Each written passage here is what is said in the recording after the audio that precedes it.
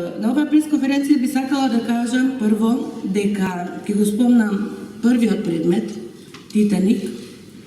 за кој би сакала да ви известам дека во оваа фаза на истрагата е проширена за 17 лица и за повеќе кривични дела. Тука има и финансиски импликации. Сакам да ви кажам дека ова се должи на тоа што после прислушувањето на аудио фајловите видовме дека има повеќе лица кои се инволвирани во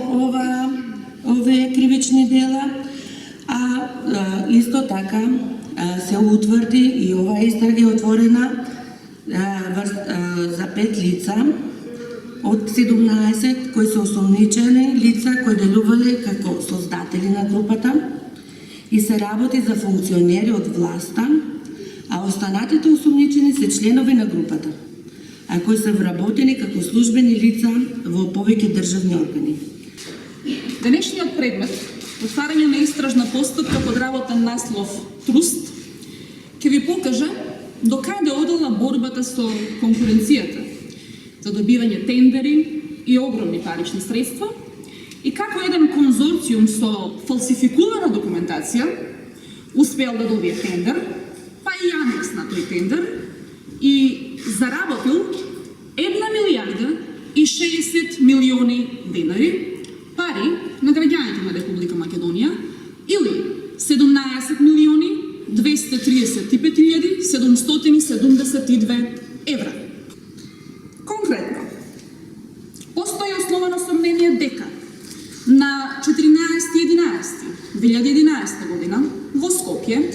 првоосомничениот како одговорно лице, управител на осомниченото правно лице Трансмет ДО Скопје, второосомничениот како застапник на осомниченото правно лице Силекс Неметали СТ Дојел Краково и третоосомничениот како управител на осомниченото правно лице ВАТО ДО Студеничари Скопје свесно ги повредиле прописите за постапката за доделување на договор за јавна набавка и му овозможиле на конзорциумот противправна имотна корист ефектуирана во неколку милиони евра. Кога бевме во Охрид, беше побарано состанок од двајца од представниците на политичката партија кој што го организира протестот и на тој состанок како јавни обвинители што беа присутни таму